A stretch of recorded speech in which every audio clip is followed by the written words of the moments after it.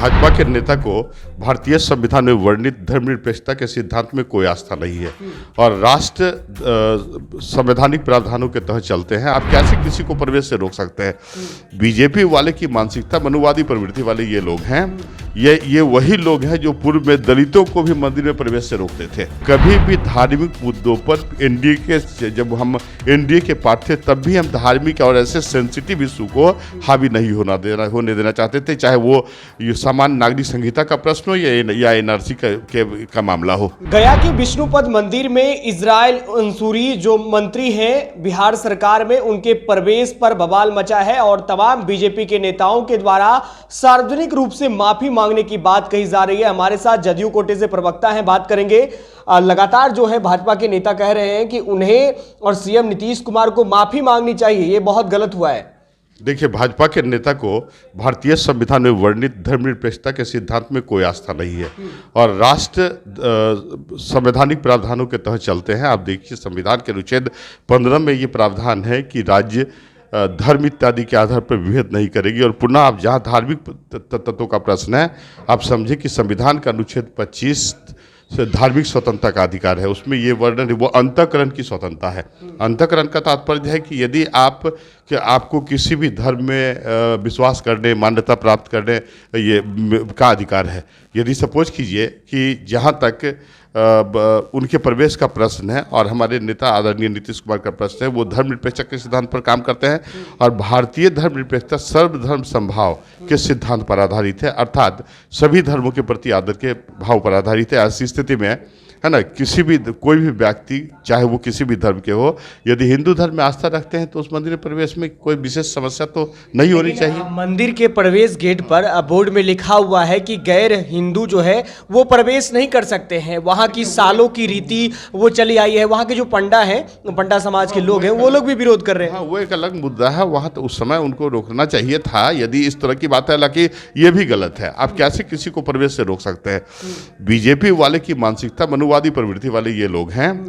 ये वही लोग हैं जो पूर्व में दलितों को भी मंदिर में प्रवेश से रोकते थे। राइट, इनकी नीति पूर्ण रूप से धार्मिक भावनाओं को भड़काकर, है ना, हिंदू भावनाओं का प्रयोग राजनीतिक लाभ के लिए ये करना चाहते हैं। बिहार के विकास, भारत के भुखमरी और बेरोजगारी की समस्या से इनका कोई लेना देना नहीं है।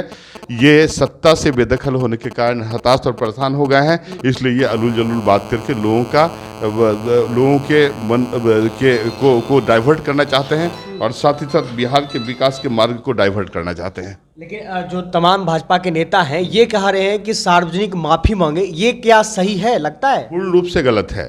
इसमें सार्वजनिक माफी मांगने की क्या आवश्यकता है?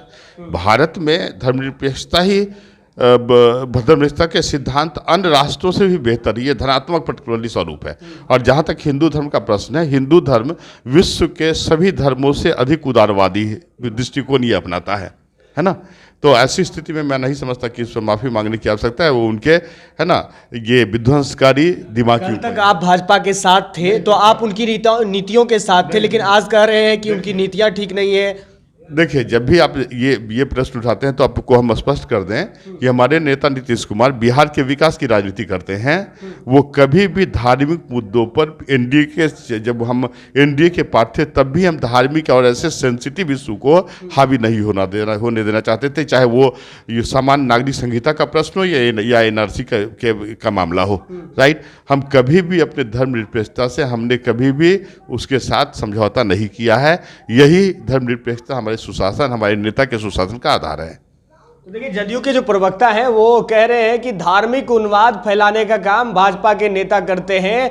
कहीं ना कहीं बड़ी बात कह रहे हैं। बता दें आपको, जिस तरीके से गया के विष्णुपद मंदिर में इजराइल मंसूरी जो बिहार सरकार में सूचना मंत्रालय उन्हें मिली है और नीतीश कुमार के साथ जब कल पहुंचते हैं तो मंदिर के प्रवेश गर्भगृह में जब उनकी मौजूदगी होती है तो उसके बाद पंडा समाज के लोगों का जो है वो नाराजगी देखा जाता है और बीजेपी के नेताओं के द्वारा आरोप लगाए जाते हैं और कहा जाता है सार्वजनिक रूप से माफी मांगी जाए। तो वहीं जदयू के प्रवक्ता का कहना है कि धार्मिक उन्माद फैलाने का काम भाजपा के नेता करते रहे हैं, इसमें कोई बड़ी बात नहीं है। देखना होगा क्या कुछ आगे अपडेट होगा, हम आपको अपडेट कराएंगे। बने रहे NBC 24 के साथ। बहुत बहुत धन्यवाद।